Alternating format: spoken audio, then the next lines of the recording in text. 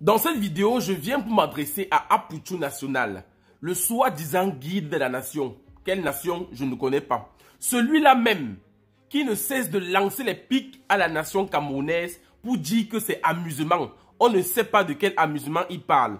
Pour ceux qui ne comprennent pas de quoi je parle, je vous explique.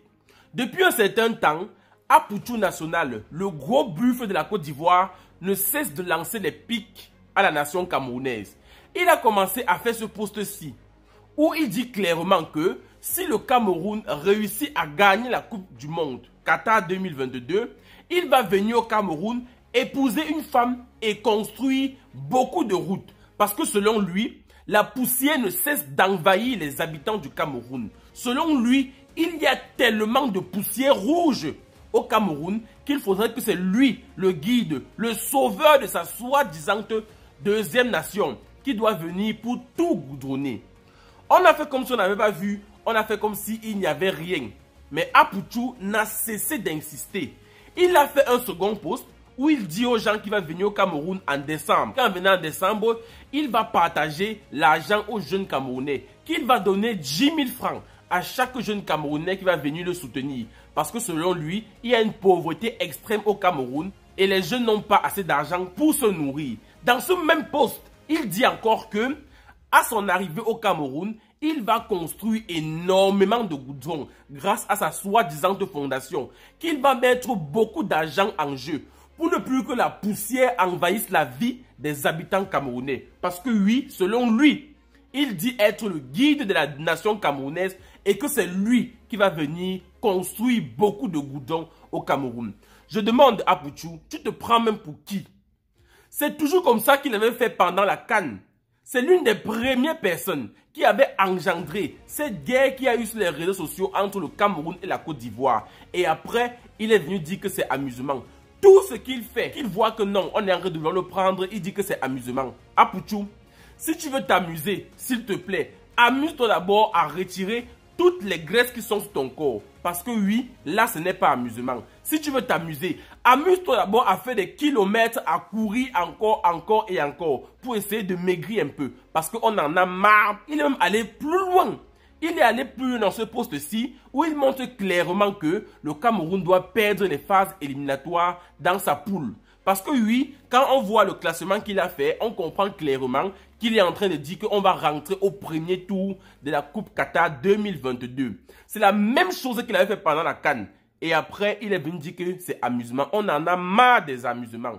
Parce qu'il faut le dire la vérité.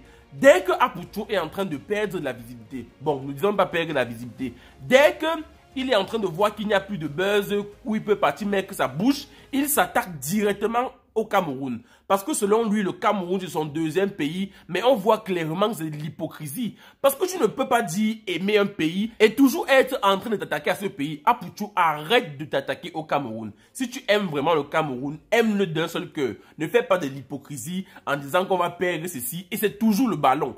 Toujours le ballon. Et vous connaissez que les Camerounais, eux, ils ne jouent pas avec le ballon. Quand ils mettent le cœur sur le ballon, ils ne retirent plus. Arrête de dire que ce que tu es en train de faire, c'est l'amusement. Parce que nous, en tout cas, ça ne nous amuse pas du tout. Ça nous amuse d'aucune manière que ce soit. Il est même allé jusqu'à prendre une capture d'écran où Muriel Blanche l'a écrit pour mettre sa page pour montrer qu'il parle avec notre UDM. Or, c'est lui-même qui est le lèche-botte, le lèche-pied de l'UDM de la Côte d'Ivoire et de la coach Amon Chik. Oui, je l'ai dit. Apuchou, tu es le lèche-botte de Emma Loès et de coach Amon Chik.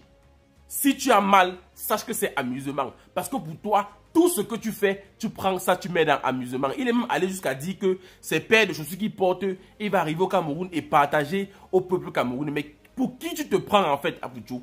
Pour qui tu te prends? Si tu veux continuer à t'en prendre à la nation camerounaise, ne t'inquiète pas. Nous, les Camerounais, on a le sens de l'humour, comme on a aussi le macabo. Si on dit qu'on va te donner le macabo, là, tu vas manger ça, ça va te gratter. Arrête de mettre tout dans amusement. Si tu veux venir faire ton concert au Cameroun en décembre, comme tu es en train de le dire, viens faire ton concert au Cameroun simplement. On va t'accueillir, on a un peuple d'accueil. Mais si tu veux ce que tu es en train de vouloir chercher là, tu vas avoir ça. Parce que pendant la CAN, les Camerounais et les Ivoiriens ont failli s'éclater la tête. Or, tu dis être le guide. Comment est-ce qu'un guide peut toujours être en train de lancer les pics à sa soi-disant nation de cœur? Ça montre clairement que tu es un hypocrite sans scrupules. Arrête de vouloir s'aimer du désordre et dire que c'est la musulmane. On en a marre. C'était un message pour Apoutou National. Envoyez-le ça pour qu'il sache que tout ce qu'il est en train de faire, on voit et on est fatigué de ça. Au revoir.